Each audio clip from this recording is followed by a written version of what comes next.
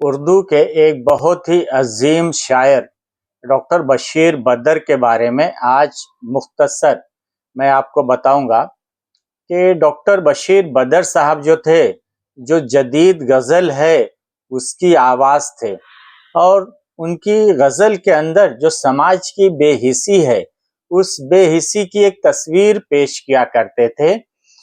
Doctor Bashir बदर 91 year की उम्र में अभी 28 मई बकरा ईद के दिन ही उनका इंतकाल हुआ। इनकी जो पैदाइश है 15 फरवरी 1935 1935 को इनका जन्म जो है कानपुर में हुआ। कानपुर के ताल्लुक से डॉक्टर बशीर बदर साहब खुद कहते हैं कि इनका जन्म कानपुर में हुआ। कुछ लोग अयोध्या भी लिखते हैं, जो कि सही नहीं है। यहाँ मैं इसलिए क्लियर कर रहा हूँ कि कहीं कहीं कुछ लोगों ने तस्करा किया है कि इनकी पैदाइश अयोध्या में हुई थी, जबकि वो उसके बारे में खुद डॉक्टर बशीर बदर साहब का कहना है कि उनकी जो पैदाइश है, उनका जो जन्म है कानपुर में हुआ था। इनकी जो तालीम है अलीगढ़ मुस्लिम यूनिवर्सिटी में हुई, वहाँ से बीए किया, एमए किया, पीएचडी किया और वो करने के बाद वहीं पे वो पढ़ाने भी लगे, लेक्चर भी वहीं पे देते थे, दर्स व तदरीस का काम करने लगे। उसके बाद वहाँ से अलीगढ़ से उनका आना हुआ मेरठ, और जब मेरठ आए तो मेरठ कॉलेज में जो उर्दू डिपार्टमेंट है उसके हेड थे, सदर थे, और लेक्चरर के तौर पर वो वहाँ पे 17 साल तक उन्होंने मेरठ कॉलेज में तालीम व तदरीस का काम किया, पढ़ने पढ़ाने का, लेक्चर देते थे उर्दू अदब का। लेकिन उनकी जिंदगी में एक अचानक तब्दीली आती है 87 में, 1987 में। 87 में मेरठ के अंदर फसाद होता है और उस फसाद में डॉक्टर बशीर बदर साहब का जो मकान था उसको जला दिया जाता है। हमारे देश में फसादात की एक लंबी तारीख रही है, उसके बारे में आपको थोड़ा सा मैं बता देता हूँ। आज की डेट में जो शरपसंद अनासिर जिनकी हुकूमत हमारे देश में है, बुलडोजर कल्चर है। आज के माहौल में लोगों का घर सरकार गिरा देती है, बुलडोजर चढ़ा देती है। पहले यही जो शरपसंद आज सत्ता में हैं, यही शरपसंद थे जो कि फसादात करते थे, झगड़े करते थे और उन फसादात में न जाने कितने लोगों के घरों को आग के हवाले कर देते थे। हाल ही की बात है, आपको मालूम होगा 2002 की बात है, जब गुजरात में मोदी सरकार में थे, वहां के चीफ मिनिस्टर थे। 2002 के जो दंगे थे 2002 के गुजरात के, वो दुनिया जानती है कि 2002 में मोदी ने गुजरात में क्या किया था। लोगों को जलाया, उनके घरों को जलाया, इतनी बर्बादी और तबाही हुई। इसीलिए कहा जाता है कि लाशों का सौदागर, खून का सौदागर ये मोदी है। ये मुख्तसर मैंने आपको इसलिए बता दिया कि जब बशीर बदर साहब का मकान तोड़ा गया, जलाया गया, तो उस वक्त उससे दिल बर्दाश्ता होकर उनके दिल से निकली हुई एक आवाज थी, जो कि शेर के शक्ल में निकली थी। लोग टूट जाते हैं एक घर बनाने में, लोग टूट जाते हैं एक घर बनाने में, तुम तरस नहीं खाते बस्तियां जलाने में, तुम तरस नहीं खाते बस्तियां जलाने में। ये उस वक्त का शेर है जबकि उनका घर मेरठ में जला दिया गया था और उस वक्त उनके दिल से ये आवाज निकली जो कि शेर की शक्ल में हमने आपको बताया। उसके बाद मेरठ से वो मुंतकिल हो गए, भोपाल आ गए, और जब भोपाल आए तो भोपाल को ही उन्होंने अपना मुस्तकिल परमानेंट ठिकाना बना लिया और वहीं के वो होकर रह गए। गुज़श्ता कई साल से वो बीमार चल रहे थे और गोशनशीनी की जिंदगी उन्होंने अख्तियार कर ली थी। मुशायरों में, प्रोग्राम्स वगैरह में आना जाना बंद कर दिया था। उनको भूलने की, याददाश्त की बीमारी थी और उस याददाश्त की बीमारी में वो क्या कह रहे हैं, क्या नहीं कह रहे हैं, भूल जाया करते थे। याददाश्त कमजोर हो गई थी।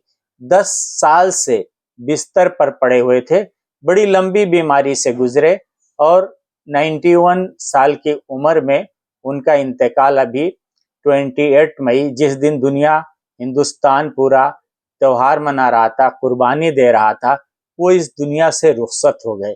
डॉक्टर बशीर बदर साहब दुनिया से रुखसत तो हो गए, अब उनका जो जिस्म है जसद खाकी वो इस दुनिया में नहीं है, लेकिन उनके जो अशार थे, उनके जो गजल थे, वो आज भी जिंदा हैं और वो लाफानी अशार हैं।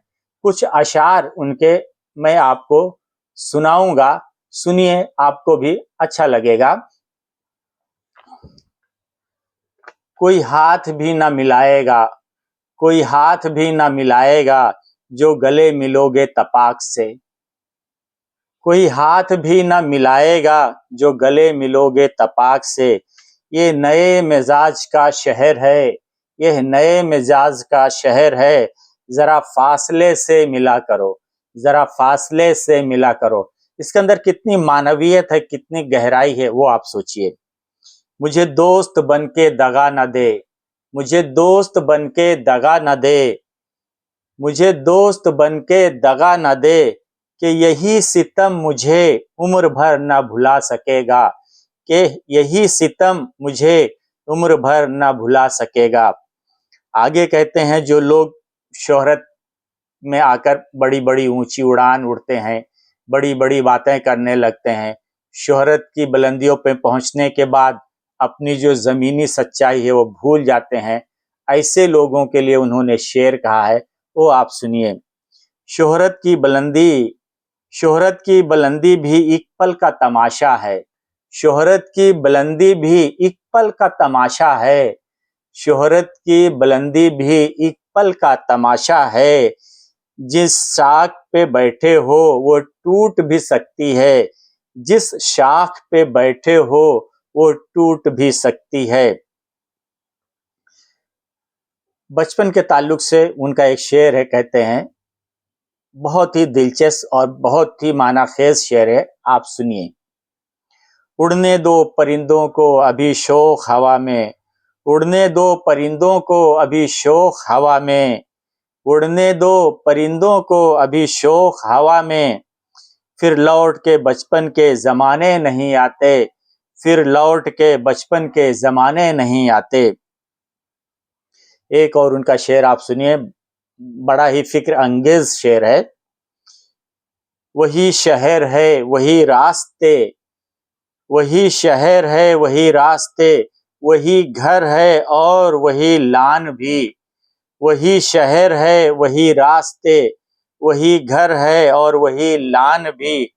मगर उस दरईचे से पूछना, मगर उस दरईचे से पूछना, वो दरख्त अनार का क्या हुआ, वो दरख्त अनार का क्या हुआ। एक उनका शेर जो कि अक्सर आपने पार्लियामेंट में भी बोलते हुए सुना होगा, बड़े बड़े हमारे नेता मिनिस्टर्स जब पार्लियामेंट में बैठते हैं, असेंबलियों में बैठते हैं, वहाँ पे उनका ये शेर आपने कई बार सुना होगा और बड़े बड़े नेताओं के, मिनिस्टर्स के जबान से आपने सुना होगा। दुश्मनी जमकर करो, दुश्मनी जमकर करो, लेकिन ये गुंजाइश रहे, दुश्मनी जमकर करो, लेकिन यह गुंजाइश रहे। जब कभी हम दोस्त हो जाएं, जब कभी हम दोस्त हो जाएं, तो शर्मिंदा ना हो, जब कभी हम दोस्त हो जाएं तो शर्मिंदा ना हो। यानी दुश्मनी को भी इन्होंने इस अंदाज में पेश किया है कि अगर आप दुश्मनी भी करते हो तो उसका भी एक सलीका होता है, उस सलीके से ही आपको दुश्मनी करना है, कि अगर हम कभी दोस्त बन जाएं तो हमको शर्मिंदा ना होना पड़े। यानी दुश्मनी की भी एक हद होती है, उस हद को नहीं क्रॉस करना चाहिए। बड़ा ही मानाखेज शेर है इनका। जब मैं चुप रहा जहर ही मुझको रास था, मैं चुप रहा, मैं चुप रहा, कि यही जहर मुझको रास था। वो संगे दिल था और बहुत बेहवास था, वो संगे दिल था और बहुत बेहवास था। एक शेर जो कि आपको भी पसंद आएगा, बहुत ही मानाखेज शेर है। अगर तलाश करूं कोई मिल ही जाएगा, अगर तलाश करूं कोई मिल ही जाएगा, मगर तुम्हारी तरह कौन मुझको चाहेगा, मगर तुम्हारी तरह कौन मुझको चाहेगा। एक मायूसी के आलम में जो चीज होती है कि आदमी अपने हौसले को बरकरार रखता है, हालात कैसे भी हों, लेकिन फिर भी अपने हौसले और अज़्म को बरकरार रखता है। इस चीज को आप जहन में रखिए और उनका एक शेर जो है सुनिए।